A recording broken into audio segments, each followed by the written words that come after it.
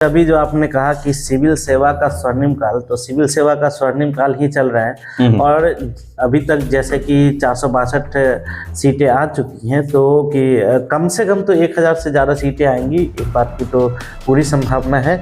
और निश्चित रूप से ये लगातार तीसरी बार है जब 1000 से ज़्यादा सीटें आ रही हैं। और यहाँ पे मुझे लगता है कि जो भी अभ्यर्थी बीपीएससी को अपना टारगेट मान के चलते हैं, सिविल सेवा को अपना टारगेट मान के चलते हैं, उन सभी अभ्यर्थियों के लिए ये स्वर्णिम काल है और उनको इस समय किसी न किसी पद को सर एक और चीज़ है सर की प्रायोरिटी है कि नहीं, मुझे कोई भी एक सरकारी नौकरी चाहिए, तो आप वन डे एग्जाम की तैयारी कीजिए, जो भी करना है आप उसमें कीजिए। लेकिन आपने अगर ये सोचा हुआ है कि मुझे करना तो आखिर सिविल सेवा ही है, अभी मैं नौकरी ले लेता हूँ, तो उसके लिए उन छात्रों के लिए मैं कहना चाहूँगा कि अभी जब आपको कोई भी एक नौकरी लेना है तो उतना ही मेहनत में बीपीएससी भी हो जाएगा। थोड़ा सा अच्छे तरीके से पढ़े, अच्छे जगह से पढ़े और जो इसकी पूरी प्रोसेस है, प्रीलिम्स की तैयारी, मेंस की तैयारी, इंटरव्यू की तैयारी सही तरीके से करें, बहकावे में इधर उधर नहीं है, भटकाव नहीं रखे ज़्यादा, तो निश्चित रूप से इस समय में आप सिविल सेवा का जो अपना लक्ष्य है उस लक्ष्य को प्राप्त सर नौकरी है सर, जो दरोगा सिविल सेवा छोड़ के जो दरोगा बन गया, वो जब डीएसपी को सैल्यूट करेंगे उनको दर्द होगा, सचिवालय सहायक बन जाएंगे, जब भी वो एसडीएम और ये लोग को देखेंगे दर्द होगा उनको। और ये जो दर्द होता है ये सबसे बड़ा दर्द है, इससे बड़ा कोई दर्द ही नहीं होता। इसलिए मैं कहना चाहूंगा कि आपने जो डिसाइड कर लिया है कि आपको क्या करना है, अगर आपने डिसाइड कर लिया कि मुझे मेरे फैमिली के लिए एक नौकरी चाहिए, तो निश्चित रूप से आप कोई भी एक नौकरी की तैयारी कर लें, कोई भी जहां भी मिल जाए कीजिए। लेकिन अगर आपने सोचा हुआ है कि नहीं मुझे सिविल सेवा की तैयारी करना है, तो आप डेडिकेटली खुद को का बात पटना आते हैं, सपना लेके आते हैं सर, और पटना में बता दें सपनों के सौदागर भी बैठे हुए हैं जो सीधे आपको उन सपनों को ही प्रोजेक्ट करते हैं सर। आप देखते होंगे सर कि सीधे रिजल्ट खरीद के लाया जाता है और कभी डॉक्टर का ऑपरन पहन लिया गया, कभी जो है वो टोपी माथा पर लगा लिया गया, और क्या एसडीएम का पावर होता है, कैसा गाड़ी, कैसा घर, कैसा बंगला, लेकिन उस मंजिल को प्राप्त करने के लिए जो रास्ता है और कितना कठिन रास्ता है वो उसके बारे में नहीं बताया जाता सर। कैंडिडेट आपके यहाँ से इंटरव्यूज पर दे रहे हैं सर, लगभग 1400 से ज़्यादा स्टूडेंट्स जो है, आप 1000 बोले हुए हैं सर कि मेरे यहाँ से 1000 फाइनल। मैं अभी भी और फाइनली भी मैं अपने बातों पे अडिग हूँ। 1400 से ज़्यादा प्रूफ के साथ, हाँ प्रूफ के साथ, विथ प्रूफ है ना। विथ कैसा प्रूफ सर? क्लास के स्टूडेंट्स का प्रूफ।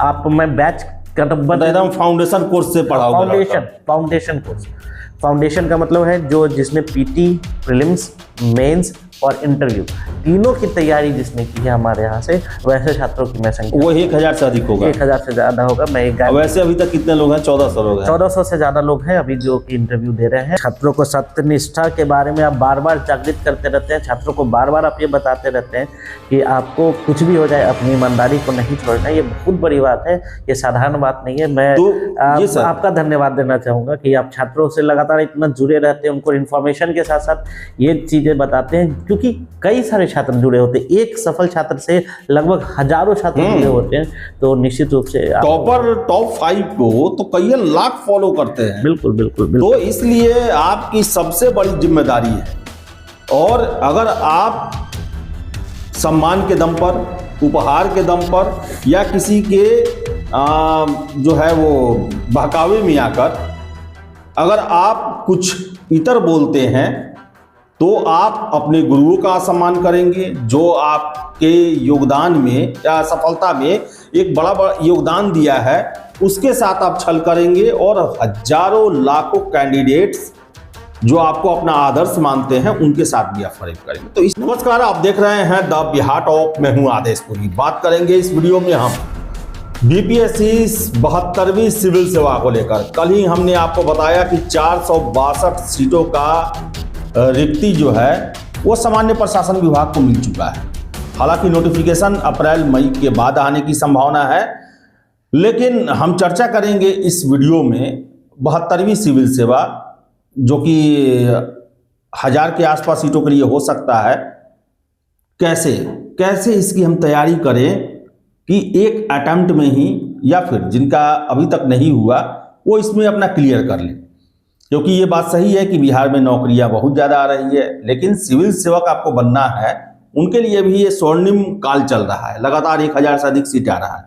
तो हमारे साथ हैं चंदन प्रिय सर हैं, और इनसे हम प्रोफेशन IAS के डायरेक्टर हैं, शिक्षक हैं, और इनसे हम बात करेंगे कि 72वीं के लिए क्या रणनीति अपनाएं, और खासकर वो फ्रेश कैंडिडेट जो अभी ग्रेजुएशन किए हैं या फिर ग्रेजुएशन उनका पूरा होने वाला है या फिर पहली बार सिविल सेवा में बैठने वाले हैं या मन बना रहे हैं, कैसे आखिर वो इस बड़े एग्जाम के लिए खुद को तैयार करेंगे। और सबसे बड़ी बात, जो गार्जियन हैं जो अपने बच्चों को पटना या किसी बड़े शहर में भेज रहे हैं पढ़ने के लिए, तो उनका भी जिम्मेदारी बहुत ज़्यादा बढ़ जाता है कि अपने बच्चों का जो है वो कम से कम मार्गदर्शन करे, क्योंकि वो एकाएक से पटना आए। यहाँ पर सैकड़ों टीचर के बोर्ड लगे हुए हैं और सबके अलग अलग दावे, उनका दिमाग उतना विकसित नहीं होता है कि वो चुनाव कर पाएँ कि कहाँ हमें पढ़ना है, कैसे हमें पढ़ना है। सर से ही बात करेंगे। सर, 72वीं को लेकर हमने कल खबर चलाया, आपको क्या लगता है कितने सीटें होंगी और कैसा ये मौका है छात्रों के लिए? निश्चित रूप से अभी जो आपने कहा कि सिविल सेवा का स्वर्णिम काल, तो सिविल सेवा का स्वर्णिम काल ही चल रहा है। और अभी तक जैसे कि 462 सीटें आ चुकी हैं, तो कि कम से कम तो 1000 से ज़्यादा सीटें आएंगी, इस बात की तो पूरी संभावना है। और निश्चित रूप से ये लगातार तीसरी बार है जब 1000 से ज़्यादा सीटें आ रही हैं। और यहाँ पे मुझे लगता है कि जो भी अभ्यर्थी BPSC को अपना टारगेट मान के चलते हैं, सिविल सेवा को अपना टारगेट मान के चलते हैं, उन सभी अभ्यर्थियों के लिए ये स्वर्णिम काल है और उनको इस समय किसी न किसी पद को सर एक और चीज़ है सर, सरकारी नौकरी बिहार में बहुत ज़्यादा है। बिल्कुल, बहुत सारा BSSC कहीं देख ले, दरोगा देख ले, टीचर देख ले, लोग ये कह रहे हैं, स्टूडेंट ये कह रहे हैं कि सरकारी नौकरी खूब है, पहले सरकारी नौकरी ले लो। लेकिन वो ये नहीं समझ रहे हैं कि ये सिविल सेवा के लिए भी बहुत ही स्वर्णिम काल है। बिल्कुल, इसमें भी नौकरी लेने का भी सबसे आसान ही समय है। बिल्कुल सर, इसको थोड़ा सा डिसाइड करते छात्र इसे समझ पाते इस मुद्दे को। बिल्कुल, देखिए दो बातें हैं। छात्रों को खुद से चुनाव करना पड़ेगा कि उनकी प्रायोरिटी फर्स्ट क्या है, सिविल सेवा में जाना या एक नौकरी प्राप्त करना। अगर उनकी प्रायोरिटी है कि नहीं मुझे कोई भी एक सरकारी नौकरी चाहिए, तो आप वनडे एग्जाम की तैयारी कीजिए, जो भी करना है आप उसमें कीजिए। लेकिन आपने अगर ये सोचा हुआ है कि मुझे करना तो आखिर सिविल सेवा ही है, अभी मैं नौकरी ले लेता हूं, तो उसके लिए उन छात्रों के लिए मैं कहना चाहूंगा कि अभी जब आपको कोई भी एक नौकरी लेना है तो उतना ही मेहनत पे BPSC भी हो जाएगा। थोड़ा सा अच्छे तरीके से पढ़े, अच्छे जगह से पढ़े, और जो इसकी पूरी प्रोसेस है, प्रीलिम्स की तैयारी, मेंस की तैयारी, इंटरव्यू की तैयारी सही तरीके से करें, बहकावे में इधर उधर नहीं है, भटकाव नहीं रखे ज़्यादा, तो निश्चित रूप से इस समय में आप सिविल सेवा का जो अपना लक्ष्य है उस लक्ष्य को प्राप्त। सर, नौकरियों का भी स्वर्णिम काल है और BPSC का भी। ऐसा ना आप नौकरी ही ले लें सिर्फ, और सिविल सेवा के जब आप आए तो पता चले कि हमेशा मतलब हो गया कि आपने कभी आपके चूंकि मन में था, टारगेट था कि मुझे सिविल सेवा करना है, और आप नहीं उसको कर पाए और आपने कोई एक नौकरी ले लिया, और तो हमेशा आपको पूरे जीवन भर के लगता रहेगा। जब भी आप किसी DSP को जाते हुए देखेंगे तो लगता रहेगा कि नहीं ये तो मेरा था, मुझे इसे प्राप्त करना था। होता ही है सर, जो सिविल सेवा छोड़ के जो दरोगा बन गया, वो जब DSP को सैल्यूट करेंगे उनको दर्द होगा। सचिवालय सहायक बन जाएंगे, जब भी वो SDM और ये लोग को देखेंगे दर्द होगा उनको। और ये जो दर्द होता है ये सबसे बड़ा दर्द है, इससे बड़ा कोई दर्द ही नहीं होता। इसलिए मैं कहना चाहूंगा कि आपने जो डिसाइड कर लिया है कि आपको क्या करना है, अगर आपने डिसाइड कर लिया कि मुझे मेरे फैमिली के लिए एक नौकरी चाहिए, तो निश्चित रूप से आप कोई भी एक नौकरी की तैयारी कर लें, कोई भी जहां भी मिल जाए कीजिए। लेकिन अगर आपने सोचा हुआ है कि नहीं मुझे सिविल सेवा की तैयारी करना है, तो आप डेडिकेटली खुद को समर्पित कीजिए बेहतर तरीके से, है ना। इधर उधर जो भटकाव है उससे बचिए, टू द पॉइंट टारगेट पढ़ाई कीजिए, निश्चित रूप से आप सफल होंगे। सर, हम गार्जियनों के लिए भी बात करेंगे सर। और नया जो कैंडिडेट है, पटना में रोज हजारों छात्र नए आते हैं। बिल्कुल, वो पटना पहुंचते हैं, अशोक राजपथ जाते हैं, वहां पर हजारों बोर्ड और शिक्षक का लगा हुआ है। उनके सामने सबसे बड़ा प्रॉब्लम ये हो जाता है कि सपने तो ले लेते हैं वो, लेकिन उस सपनों को पूरा कैसे करना है उसमें बहुत सारे बहुरूपिये मिल जाते हैं, सही जगह पर नहीं पहुंच पाते हैं। तो एक तो है गार्जियन को मदद करना चाहिए, और क्या गार्जियन की भूमिका है कि कम से कम उन्हें सही एक कंपनी तो मिले जहां से वो उनका टारगेट जल्दी पूरा हो सके। देखिए, पेरेंट्स जो होते हैं, गार्जियंस जो होते हैं, उनको अभी तो उन्होंने रिसेंटली तो वो तैयारी कर नहीं रहे, उनको पता नहीं होता है कि क्या सिलेबस है क्या सिलेबस नहीं है। मोबाइल का समय है, सभी लोग मोबाइल का यूज़ करते हैं, तो उनको लगता है कि कोई जो वायरल व्यक्ति है उनको लगता है कि यही चीज़ें जो है ये एग्जाम में पूछेगा, ठीक है, लेकिन वो चीज़ें एग्जाम के लिए उतनी क्या थोड़ी भी रिलेवेंट नहीं है। तो यहाँ मैं कहना चाहूँगा कि गार्जियन की भूमिका तो है ही, लेकिन छात्र 12th करके आते हैं, एटलीस्ट 12th करके आते हैं, तो छात्र भी उतने मैच्योर एनफ है कि नहीं उनको वो चुनाव बेहतर तरीके से कर सकते हैं। आपको इस दलदल में नहीं फंसना है, आपको समझना है कि आपके लिए क्या इंपॉर्टेंट है, कहाँ आपका प्रिपरेशन हो पाएगा, कहाँ आप सही तरीके से टेस्ट दे पाएंगे, कहाँ आप सही तरीके से अपने आप को इवेलुएट कर पाएंगे, कहाँ आप आंसर्स लिख पाएंगे, आंसर्स को चेक करा पाएंगे। क्योंकि सिर्फ पढ़ने से, ठीक है ना, सिविल सेवा नहीं होगा, पढ़ने के अलावा लिखना पड़ेगा। ये इस एग्जाम का सबसे अलग जिसको कह सकते हैं, सबसे जो शॉर्टकट भी नहीं है सर, इसमें कोई शॉर्टकट नहीं है। आपने पढ़ा, फिर उसके बाद आपको लिखना होगा। लिखने के अंदर भी 4-5 प्रोसेस है। सबसे सर एक और चीज अभी सर बीच में जिक्र कर दूं सर, जब छात्र का बात पटना आते हैं, सपना लेके आते हैं सर, और पटना में बता दें सपनों के सौदागर भी बैठे हुए हैं जो सीधे आपको उन सपनों को ही प्रोजेक्ट करते हैं सर। हाँ, आप देखते होंगे सर कि सीधे रिजल्ट खरीद के लाया जाता है, और कभी डॉक्टर का ऑपरन पहन लिया गया, कभी जो है वो टोपी माथा पर लगा लिया गया, और क्या एसडीएम का पावर होता है, कैसा गाड़ी, कैसा घर, कैसा बंगला। लेकिन उस मंजिल को प्राप्त करने के लिए जो रास्ता है और कितना कठिन रास्ता है वो उसके बारे में नहीं बताया जाता सर। तो सर उस पर क्या कहेंगे सर कि ये जो मायावी सर एक दुनिया बनाया गया है उससे छात्र कैसे बच के रहें सर? देखिए अनिश जी, सबसे बड़ी बात है ना कि जो मोटिवेशन होता है ना वो तुरंत में छात्र को वो अट्रैक्ट कर लेता है, लेकिन वो जो रास्ता होता है ना तो वही तो जाल है सर। उस जाल से कैसे बचे सर? वो रास्ता छात्रों को समझना पड़ेगा। मैच्योर होते हैं छात्र इस फील्ड में। गार्जियन का भी सर भूमिका है इसमें। गार्जियन की भी भूमिका है। आपको ये समझना पड़ेगा कि सिर्फ ये बता देने से कि एसडीएम की इतनी शक्तियां हैं, आपने सोच लिया एसडीएम के पास इतने पावर है, आपने सोच लिया, तो आप उस रास्ते तक कैसे पहुंचेंगे, उस मंजिल तक कैसे पहुंचेंगे? वो रास्ता क्या है? आपको पहले प्रीलिम्स की तैयारी करनी है, प्रीलिम्स के साथ साथ मेंस की तैयारी करनी है, आंसर्स को लिखना है, और ये बातें ना थोड़ी टेक्निकल होती है, ठीक है, और ये टेक्निकल बातें उतनी लोक लुभावनी लगती नहीं है ना। आप देखते होंगे कि जो भी इलेक्शंस वगैरह भी होते हैं या जहां भी होता है, तो वहां पे जो बहुत अच्छे तरीके से लोग बात करते हैं तो वो लोगों को थोड़ा सा ज्यादा अट्रैक्ट करता है ना।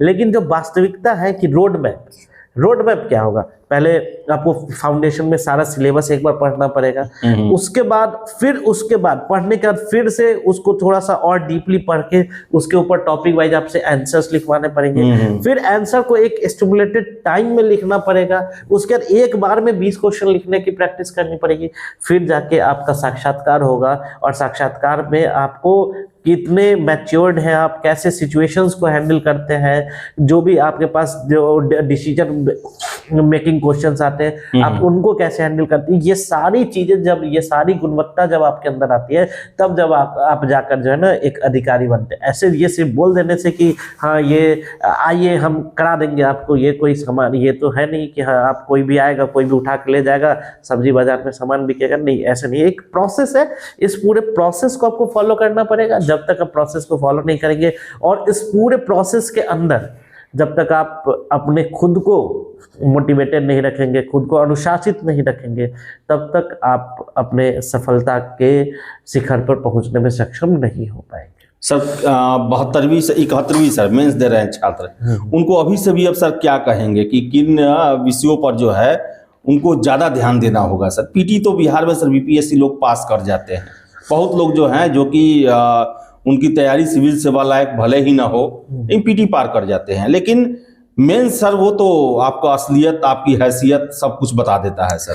पीटी भी पास कर जाते हैं आदेश जी, लेकिन वो 70वीं टाइप पीटी हर बार होता नहीं है, सिर्फ लेकिन 70वीं टाइप मेंस भी हमेशा नहीं होता है। हाँ, 71th बीपीएससी का जो प्रीलिम्स हुआ है उसमें मैं दावे के साथ कह सकता हूँ कि वही छात्र पास किए होंगे जिन्होंने पूरे सिलेबस को बेहतर तरीके से पढ़ा होगा।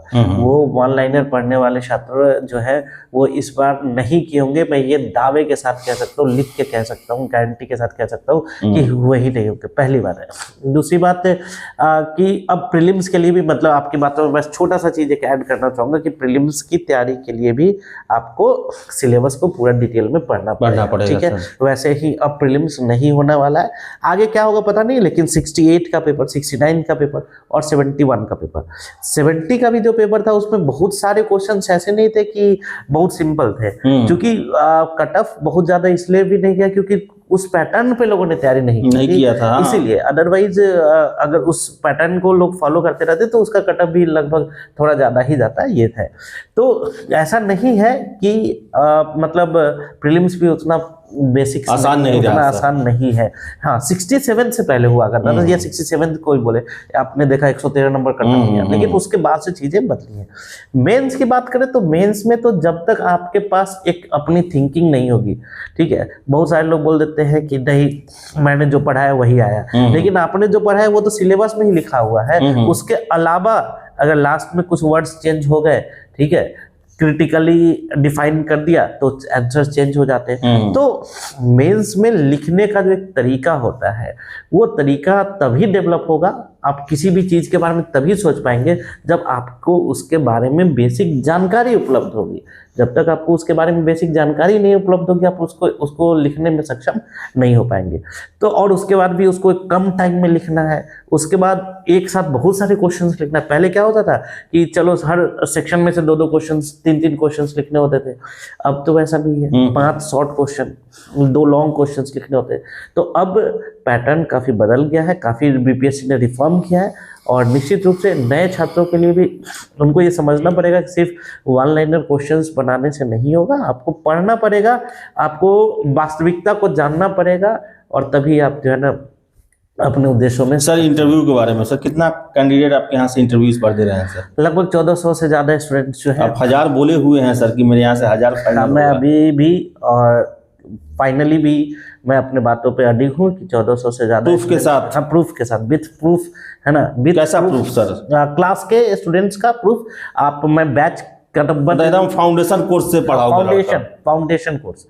फाउंडेशन का मतलब है जो जिसने पीटी, प्रीलिम्स, मेंस और इंटरव्यू तीनों की तैयारी जिसने की है हमारे यहाँ से, वैसे छात्रों की मैं संख्या वो 1000 से अधिक होगा। 1000 से ज्यादा होगा। मैं एक वैसे अभी तक कितने लोग हैं? 1400 लोग हैं। 1400 से ज्यादा लोग हैं अभी जो कि इंटरव्यू दे रहे हैं, और उनको हम लोग पूरे तरीके से ग्रूम कर रहे हैं, उनको अच्छे तरीके से सिखा रहे हैं, बता रहे हैं, और बहुत सारे लोग जुड़े हुए हैं हमारे साथ, बहुत सारे सीनियर ब्यूरोक्रेट्स लोग जुड़े हुए हैं, उनको अच्छे तरीके से ग्रूम कर रहे हैं, और निश्चित रूप से 1000 से ज़्यादा रिजल्ट जो है हमारे यहाँ होगा, मैं आपको दावे के साथ अभी भी बोल रहा हूँ। और दूसरी बात, ये जो स्टूडेंट्स होंगे वो इंटरव्यू वाले नहीं होंगे, क्योंकि आपने देखा होगा कि माननीय सुप्रीम कोर्ट का भी वर्डिक्ट है, बहुत सारे इंस्टीट्यूट के ऊपर भी ये लगा, फाइन लगा। तो मैं बोल रहा हूँ अभी भी कैमरे के सामने, आपके चैनल के सामने, कि ये जो छात्र हैं, ये सारे छात्र हमारे यहाँ से फाउंडेशन का अर्थ है वो भी मैं छात्रों को समझा दूँ जिन्होंने प्रीलिम्स पढ़ा है, मेंस पढ़ा है, इंटरव्यू की तैयारी की है, हॉलिस्टिकली जो प्रिपरेशन हमारे यहाँ की है, उन छात्रों की बात मैं बोल रहा हूँ। वो सारे छात्र हमारे यहाँ और है। और ये इंटरव्यू मैं सभी छात्रों को ही बोलना चाहूँगा कि इंटरव्यू के रिजल्ट, इंटरव्यू तो सारे छात्र सारी जगह करते हैं। मेरे से कल कुछ छात्र पूछ रहे थे परसों कि सर कहाँ मॉक इंटरव्यू दे। हम कहे कि जहाँ भी आपको मौका मिले वहाँ मॉक इंटरव्यू दीजिए, अलग अलग व्यक्तियों से बात करने का प्रयास कीजिए। तो इंटरव्यू को ये नहीं है कि वो रिजल्ट नहीं है, उसमें हमारा बहुत कम सहयोग होता है। हमारा सहयोग होता है जब बच्चे प्रीलिम्स पास करते हैं, हमारा सहयोग होता है जब बच्चे मेंस पास करते हैं, तो वहाँ पे हमारा सहयोग होता है। प्रीलिम इंटरव्यू के रिजल्ट को सुप्रीम कोर्ट का भी निर्णय आ चुका, और हमारा भी ये मानना है कि इंटरव्यू के रिजल्ट को वास्तविक रिजल्ट के रूप में नहीं माना जाए। और गार्जियंस को भी ये पूछना पड़ेगा, गार्जियंस को भी ये जानना होगा, और जहाँ पे भी छात्र जाए तो पूछें वहाँ पे इंस्टीट्यूट से कि क्या आपके यहाँ जो आपने ये जो 200 रिजल्ट, 500 रिजल्ट बताया, ये कौन से रिजल्ट हैं? क्या ये आपके यहाँ फाउंडेशन से पढ़े हुए छात्र हैं? क्या ये आपके यहाँ किसकी इंटरव्यू वाले छात्र हैं? ये इसमें ना डिफ्रेंशिएट करना बड़ा ज़रूरी है छात्रों को भी, और पेरेंट्स को भी, तभी जाकर चीज़ों को वो समझ पाएंगे। अदरवाइज फिर वो दिग्भ्रमित होते रहेंगे और फिर 1-2 साल जो सबसे मेन काल होता है, मेन काल होता है, वो बर्बाद हो जाता है, वो बर्बाद होता है। उसके बाद फिर वो ना, मतलब वो टाइम, वो एनर्जी, वो एनर्जी जो है ना, वो कभी दोबारा आ ही नहीं पाती। मैं भी इस पूरे प्रोसेस से गुजरा हूँ कि अगर आपका शुरुआत खराब हो जाता है ना, तो फिर वो चीज़ें नहीं कभी वापस आ पाती। और इसके साथ साथ जो 70वीं इंटरव्यू दे रहे हैं, मैं लगातार दोहराते रहूंगा, आपका सिलेक्शन होगा, आपसे बहुत लोग कांटेक्ट करेंगे, सम्मान समारोह होगा, लेकिन आपको उसमें एक चीज में कभी भी कोताही नहीं करना है। आपने सेल्फ स्टडी किया है, वो भी ईमानदारी से बताएं। बिल्कुल। आपने कहीं से, सीनियर से, फैमिली से, दोस्तों से, ग्रुप स्टडी से पढ़ाई की है, वो भी बताएं। अगर आपने जिस कोचिंग से पीटी मेंस की तैयारी की है और जिसकी बदौलत आपको बहुत सहयोग मिला, उनके बारे में भी ईमानदारी से बताना है, चाहे आप किसी भी सम्मान समारोह में जाएं। क्योंकि आपका ये जो बताया हुआ रास्ता है, उन हजारों आपके जूनियर भाइयों बहनों के लिए काम आएगा, जो कि इसकी तैयारी में आने वाले हैं, इसकी तैयारी में लगे हुए हैं। तो मैं लगातार कह रहा हूं कि आप इतना बड़ा फरेब अपने जूनियर साथियों के साथ नहीं कर सकते हैं। एक बात मैं बोलना चाहूँगा आदेश जी की, पहली बार मैं देख रहा हूँ कि कोई न्यूज़ चैनल है और वो सिर्फ न न्यूज़ प्रोवाइड कर रहे हैं, बल्कि न्यूज़ के साथ साथ आप छात्रों को सत्यनिष्ठा सिखा रहे हैं, है ना, छात्रों को इंटीग्रिटी सिखा रहे हैं, ईमानदारी सिखा रहे हैं, और बार बार आप ये चीज़ें बता रहे हैं। नहीं, वजह है सर, उसका वजह है कि हमसे पूछते हैं लगभग रोज, गार्जियन पूछते हैं कि कहाँ पर पढ़ना है, तो हम किसी को बताते नहीं है कि हाँ यहाँ पढ़ो, क्योंकि मैं खुद नहीं पढ़ा हूँ यहाँ पर कोचिंग में, तो मैं क्या बताऊंगा। लेकिन सबसे बड़े सर सोर्स छात्री होते हैं, छात्रों सिलेक्टेड जो है वो सबसे बड़े उदाहरण होते हैं। बिल्कुल बिल्कुल। तो उनका ये जिम्मेदारी बन जाता है, क्योंकि आपने तुरंत उस रास्ते को जीता है, पार किया है। तो आपसे अच्छा उस रास्ते को कोई नहीं जानता होगा, मैं नहीं जानता हूं।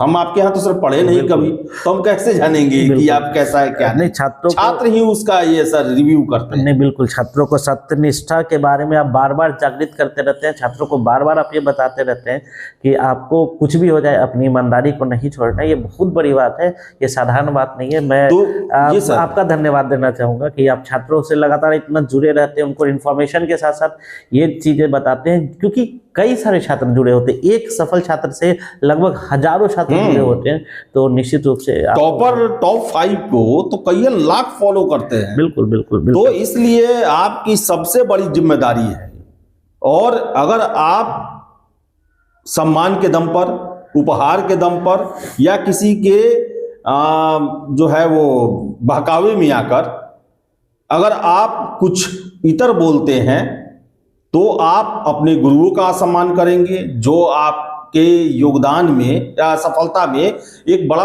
योगदान दिया है, उसके साथ आप छल करेंगे, और हजारों लाखों कैंडिडेट्स जो आपको अपना आदर्श मानते हैं, उनके साथ भी आप फरेब करेंगे। तो इस चीज़ का आप ध्यान रखेंगे, और ये आपकी पहला टेस्ट होगा। और मैं सबको जानता हूं कि कौन वो टेस्ट पास करता है या नहीं करता है, सबका खाता मेरे पास है।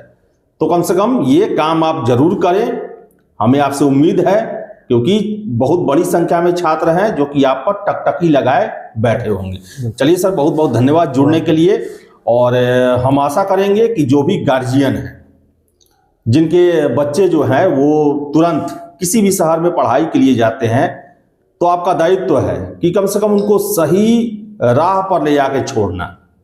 रास्ता तो उन्हें तय करना है, लेकिन उस राह पर छोड़ना जहां पर वो दिग्भ्रमित ना हो। ऐसा ना कि आप एक चौराहे पर छोड़ दें और उसको पता ही नहीं चले कि सही दिशा में कौन रास्ता जाता है। तो गार्जियन के लिए भी जरूरी है कि आप अपने बच्चे के लिए जो है वो सबसे सर्वोत्तम का चुनाव करें, जिसके लिए आपको कुछ समय भी देना पड़ेगा, कुछ योगदान भी देना पड़ेगा उसके लिए, और उसको सही राह पर छोड़े ताकि वो सफल हो। नहीं तो जब बच्चे का जीवन सफल नहीं होगा तो आपकी परेशानी रहेगी। कंपटीशन बहुत टफ है, और समझते समझते में 2-3 साल निकल जाता है। तो आपकी जिम्मेदारी है। तो चलिए सर, बहुत बहुत धन्यवाद। हम लोग काफ़ी इंपॉर्टेंट चीज़ों पर चर्चा किए जो नए कैंडिडेट आने वाले हैं, और आशा करेंगे कि वो आए, सफल होना या असफल होना ये तो चलिए मेहनत और किस्मत की